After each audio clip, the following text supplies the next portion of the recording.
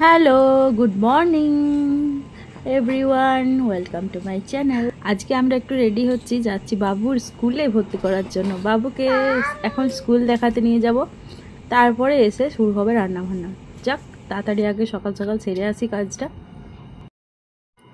যাকে বাড়ি ফিরে এসেছি আর এসেই বসিয়ে দিয়েছি এরকম পাস্তা। এই পাস্তাগুলো বাবু খায়। এই পাস্তাগুলো সুজি দিয়ে তৈরি। যেহেতু সুজিটা খায়, দুধ আর সুজি একটুখানি তাল মিছরি দিয়ে ড্রাই ফ্রুটস দিয়ে বানিয়ে দিই, তাই ভাবলাম আজকে মাঝে মধ্যে কোনো দিন, সপ্তাহে একদিন কি 2 সপ্তাহ পর একদিনে এরকম পাস্তা বা স্প্যাগেটি যেগুলো সুজি দিয়ে বানানো সেইগুলোই আমি ওকে দিই। তো একটু দিয়ে দিলাম তেল, একটু নুন দিয়ে ভালো করে সেদ্ধ করে নেব, তারপরে ভেজিটেবলস দিয়ে এটাকে বানাবো। এগুলো খাওয়া ভালো, তাহলে কিছুটাও অন্তত ভেজিটেবলস খায়ও। আর এমনিতে তো এতটা খেতে পারে না, এভাবে কোনো দিন মুখের রুচি বদলানোর জন্য করে দিতে হয়। তোমরা দেখতে পাচ্ছ এই পাস্তাটা সুজি, স্যামোলিনা, আর ইনগ্রিডিয়েন্টসগুলো পড়ে নিলে দেখতে পারবে আর কি রয়েছে। এখন আমার পাস্তাটা প্রায় সেদ্ধ হয়ে গেছে, আর একটু হলুদ লাগছে কারণ এখানে কাঁচা সরষের তেল দিয়েছিলাম। সরষের তেলে একটু কালারটা একটু আরও একটু হলুদ লাগছে, হলুদ দিইনি দেখে মনে হচ্ছে হয়তো। যাকে বন্ধ করে দিলাম। আর এখান থেকে আমি আগের থেকে, যেহেতু সকালে যাওয়ার ছিল, তাই আগের থেকে একটু আলু পেঁয়াজ কম তেল দিয়ে, একটু এগুলো যেহেতু কম তেল দিয়ে ভালো করে সেদ্ধ করে ভেজে রেখেছি, সেই জন্য ওরকম রঙটা লাগলো। আর এখানে একটা পাস্তার জন্য সস, যেটা কিনা একটুখানি রসুন 4-5 টুকরো, আর দিয়েছি 2টো টমেটো আর একটু পেঁয়াজ, সেটা দিয়ে একটু পেস্ট করে রেখেছিলাম। কাঁচা লঙ্কা দিতে পারো তোমরা, বাবু খাবে তাই আমি দিইনি। এই সসটা দিলেই ফ্লেভারটা অনেকটা পাল্টে যাবে।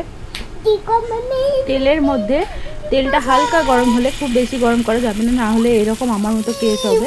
একটু হালকা গরম হয়ে গেলে তারপরে আমরা সসটা দিয়ে একটু ভালো করে ভেজে নেবো। যেহেতু কাঁচাই পেস্ট করা আছে, তাই সসটা বানিয়ে নিচ্ছি। সসের পটটা ধুয়ে নিয়ে একটুখানি জলও অ্যাড করে দিলাম, একটু ড্রাই ফ্রুটসও দিলাম, কারণ বাবু এগুলো খুব পছন্দ করে। ব্রেকফাস্টে যে কোনো খাবারের মধ্যে ও একটু কাজু কিশমিশ এগুলো চায়, সেই জন্য একটু দিয়ে দিলাম। আর আমার ভালো লাগে খেতে। এটা পুরোপুরি অপশনাল, তোমরা চাইলে না দিতেই পারো। তারপর একটু ভেজে নিয়েই আমি সেদ্ধ করে রাখা পাস্তাগুলোকে দিয়ে দেবো।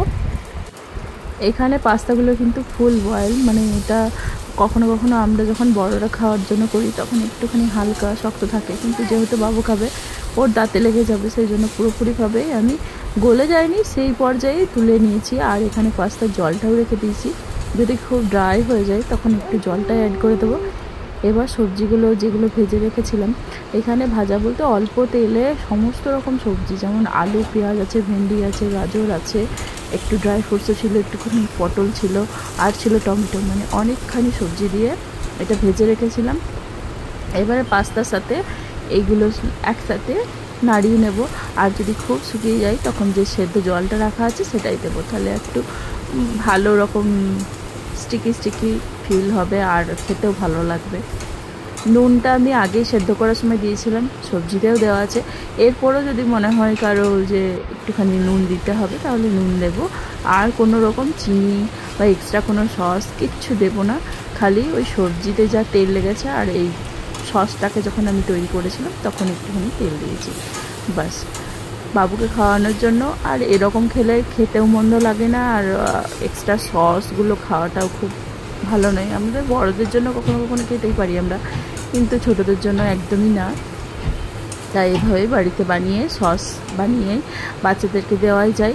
বাবুর বয়সটাও যেহেতু 2 বছর প্লাস, তাই ওকে এখন দিতে শুরু করেছি। আগে তো ওকে এইগুলো দিতাম না, ও সেদ্ধ খাবার খেত, নুন চিনিটাও খুব একটা দিতাম না ওকে। 8 মাস অবধি কোনো রকম চিনি, এখনও পর্যন্ত ওকে চিনি দিইনি আমি কোনো দিনই। 8 মাস অবধি ওকে নুন চিনি একদমই দিইনি। তারপরে ডাক্তারকে জিজ্ঞাসা করে অল্প নুন দিতে স্টার্ট করেছিলাম, যখন খাবারগুলো খাচ্ছিলই না তখন। আর এখানে ওই কড়াইয়ের মধ্যে পাস্তাটা তুলে নিয়ে একটুখানি তেল দিয়ে একটা ডিম ঝুড়ি করে ভেজে নিলাম, একটুখানি লবণ দিয়েছি, বাস। এবার পাস্তার উপরে ডিমটাকে ছড়িয়ে দিয়ে এটা আমি আর বাবু খাবো। এই পাস্তাটা বানানোর জন্য আমরা যে কোনো রকম সবজি, যার যেটা পছন্দ হয় সেই সবজি দিতে পারো।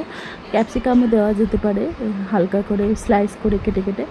যাই হোক, এটা বাচ্চার থেকে শুরু করে বড়রাও অবধি এনজয় করতে পারবে, আর খেতেও খুব ভালো লাগে, টেস্টি। এখানে দেখতেই পাচ্ছ বাবু খাচ্ছে। এখানে ভাজা বাদামও আমরা বড়রা খেতে পারি, বাবু যেহেতু এটা খেতে পারবে না, গলায় লেগে যাওয়া সম্ভাবনা, তাই বাদামটা দিইনি। তোমরা চাইলে বড়রা খেলে এটা অ্যাড করতে পারো। এইটার সাথে চিকেন স্লাইস ভালো করে ভেজে নিয়ে চিকেনের সলিড পিস আমরাও অ্যাড করে বাচ্চাদেরকে দিতে পারি। ও নিজেই খেতে চাইছে কিন্তু খেতে পারছে না, পড়ে যাচ্ছে। ও এখন খেতে খেতে শিখছে। বল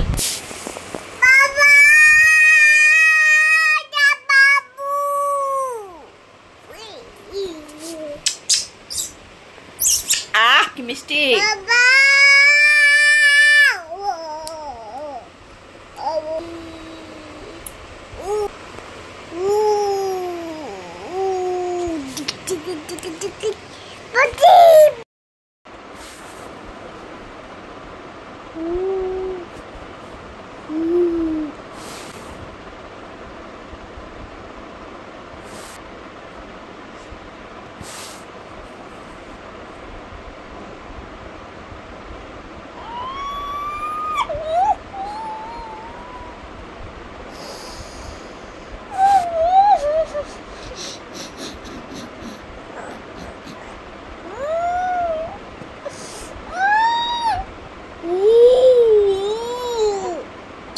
মরে গেলাম তো, আর চুলগুলো গেল, চুলগুলো গেল, চুলগুলো গেল বাবু।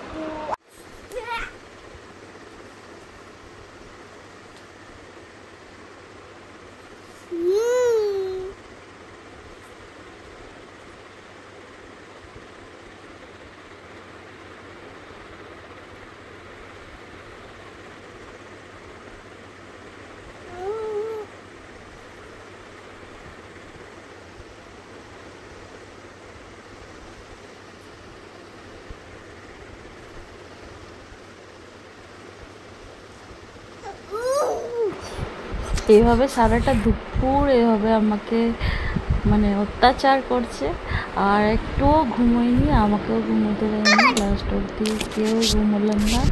তারপরে একটুখানি সাজুগুজু করলাম। ভিডিও ভালো লাগলে সাবস্ক্রাইব করে দিও। টাটা, দেখাচ্ছি নেক্সট ভিডিও।